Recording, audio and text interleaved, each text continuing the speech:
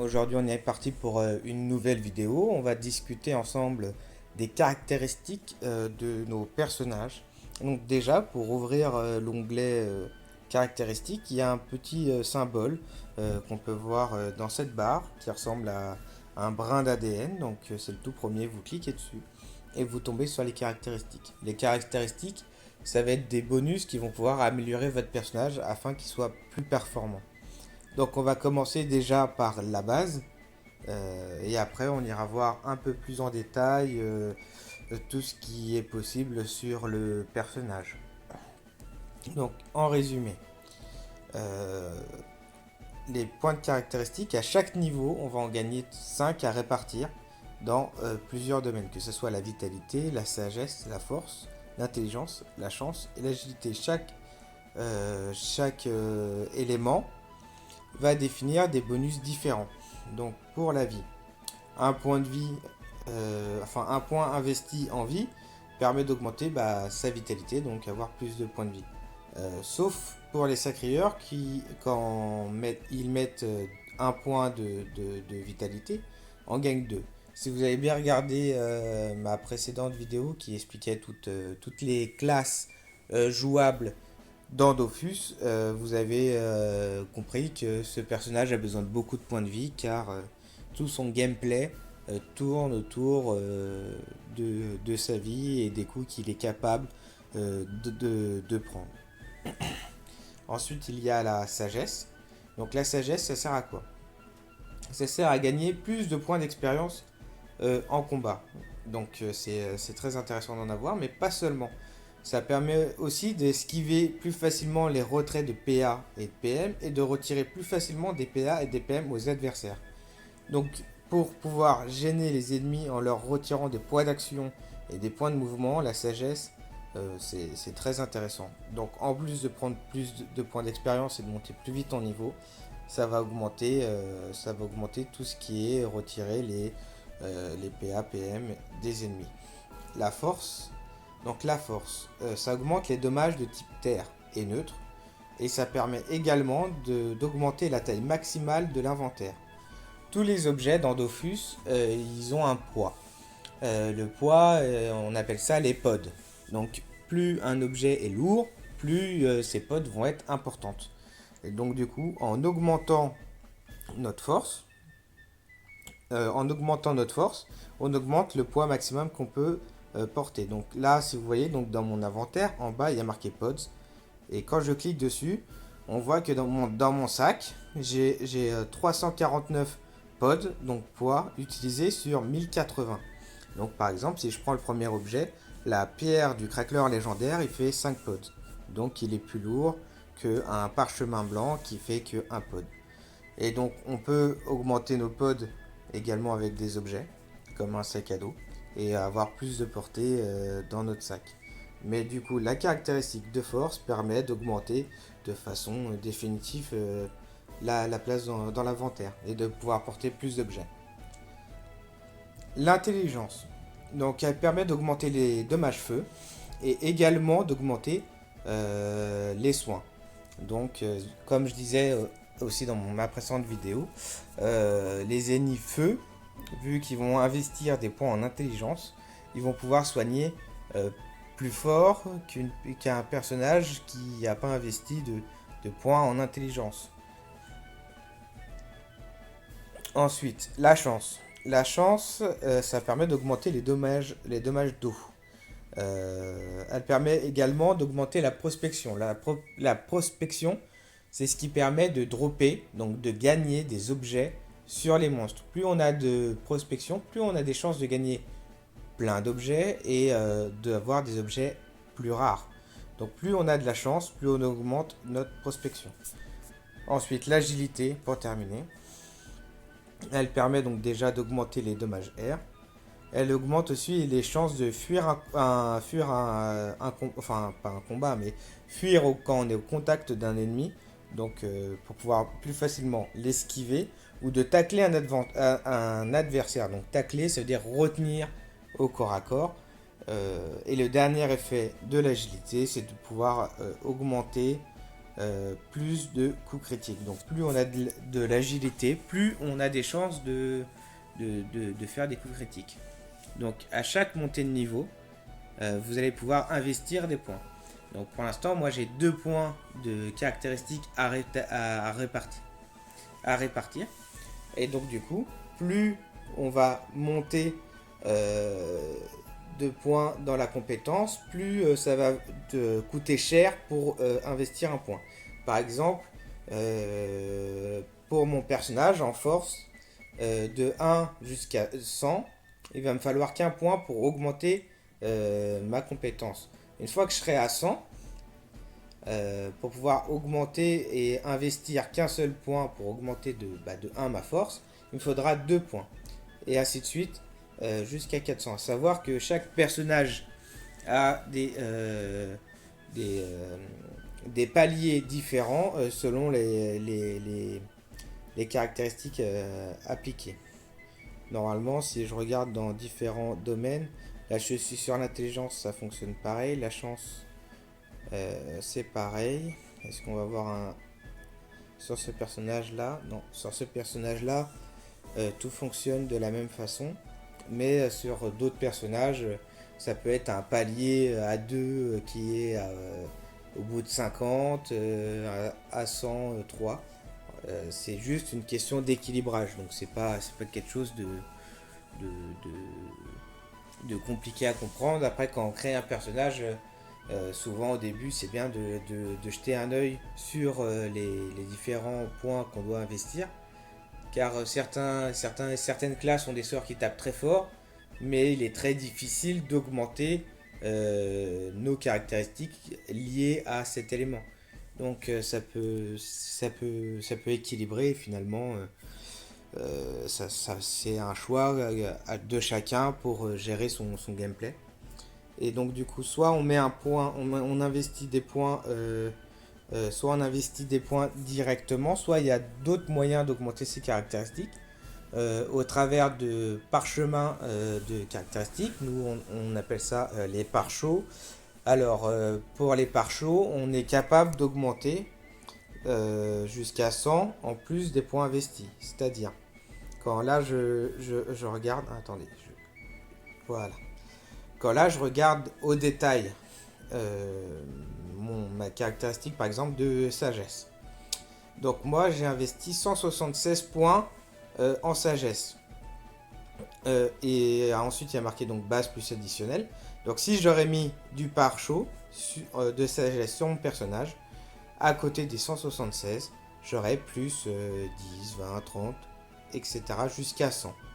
Ensuite j'ai mon bonus d'équipement, donc j'ai une petite panneau Prespic juste histoire de patienter en montant de niveau qui me donne 52 en plus. Et ensuite il y a les dons plus les boosts. Donc du coup on se retrouve à 228 de sagesse grâce au point que j'ai investi dans mon personnage. Ensuite, on va aller voir un peu plus en détail comment ça fonctionne. Donc déjà, on revoit donc les caractéristiques de base, donc la vie, etc. Donc là, ça permet d'avoir tout le détail.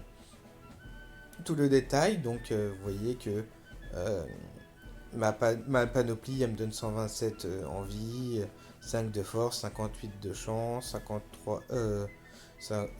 non, 58 d'intelligence, 53 de chance, 5 d'agilité. Et que j'ai investi donc de base que 176.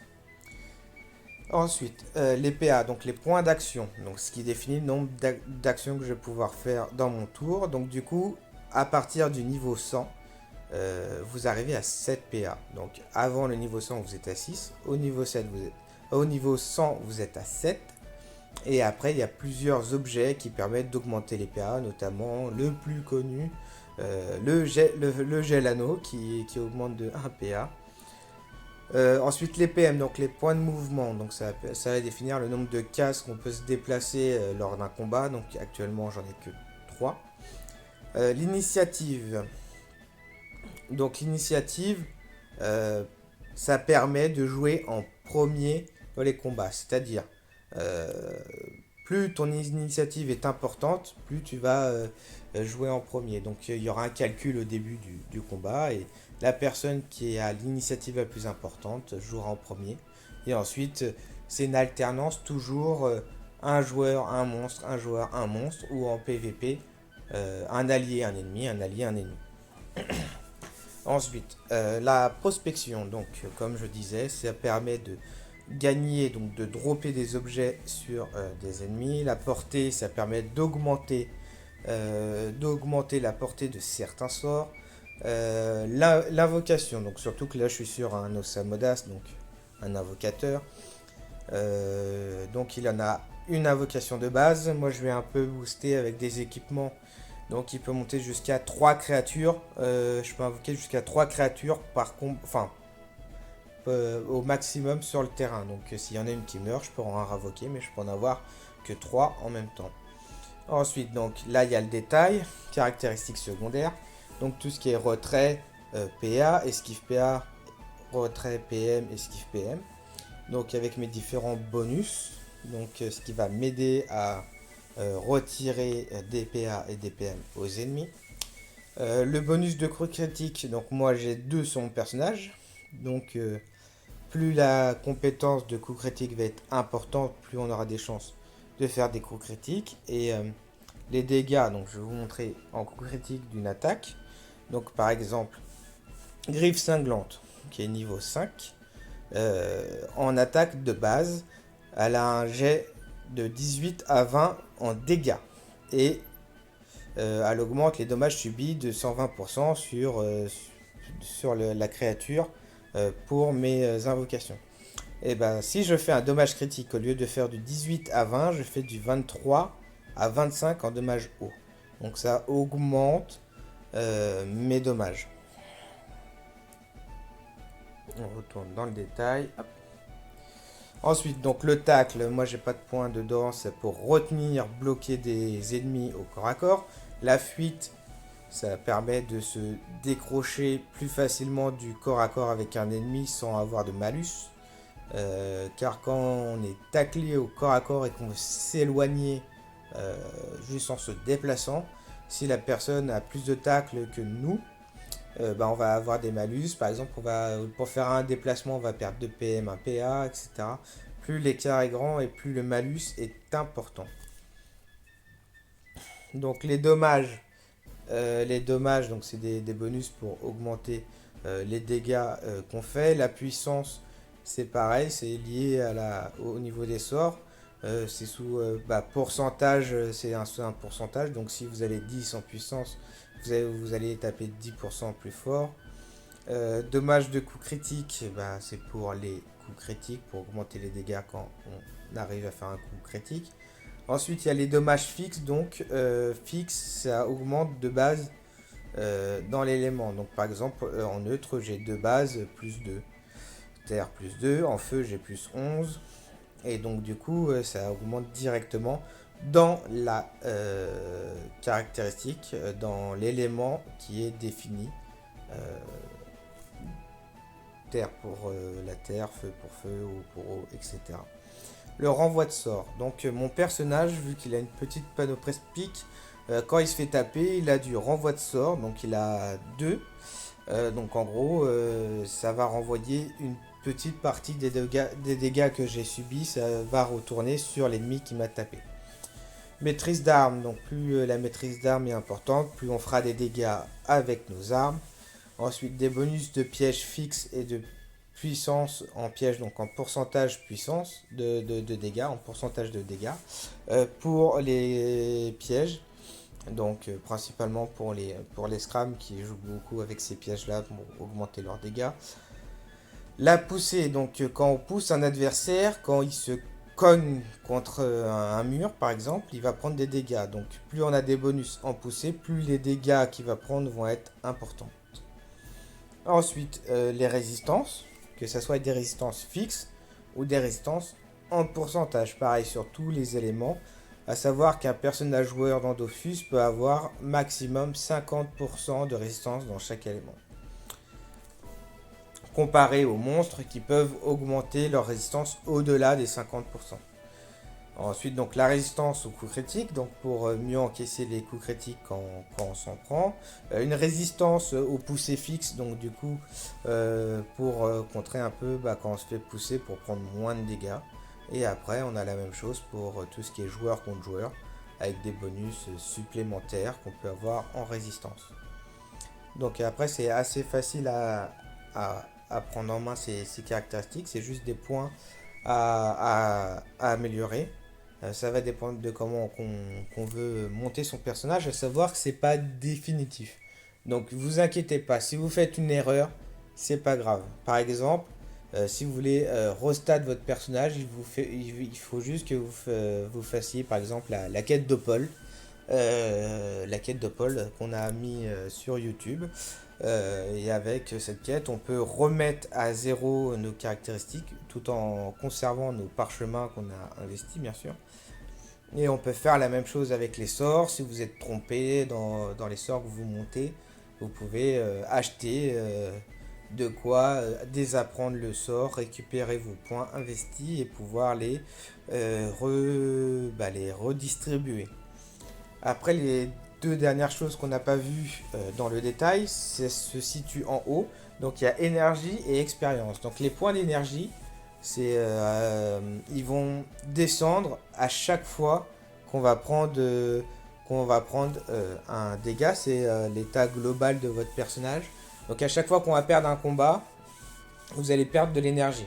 Si vous tombez à zéro, vous inquiétez pas, c'est pas grave. Votre personnage va décéder entre guillemets. Il va devenir un joli petit fantôme.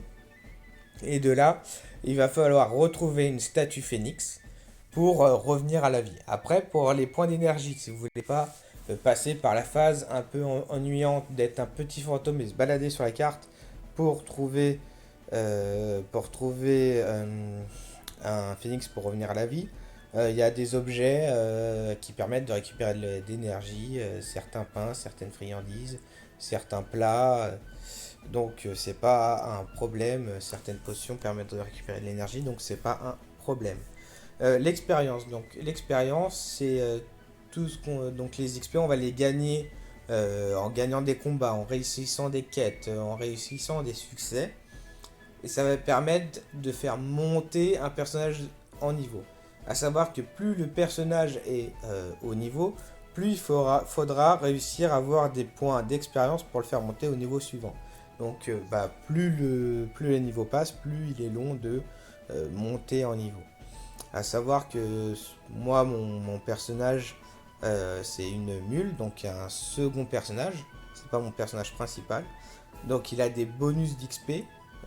Donc il a XP x 4, donc il va prendre 4 fois plus d'XP pendant les combats. Et je l'ai également mis à 100% en sagesse.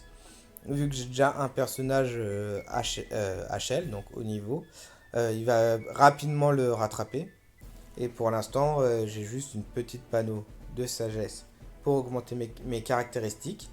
Mais par la suite, je pourrais lui mettre une panneau combat et je prendrai toujours plusieurs niveaux. Donc, pour les caractéristiques, j'ai fait le tour. J'espère que j'ai été clair et que vous avez bien compris comment ça fonctionne. C'est extrêmement simple. À chaque montée de niveau, vous avez 5 points. Vous les investissez comme vous le souhaitez. Et après, il n'y a plus qu'à jouer. Voilà. Bon, bah, je vous remercie d'avoir suivi cette vidéo. Et je vous dis à très bientôt pour la prochaine.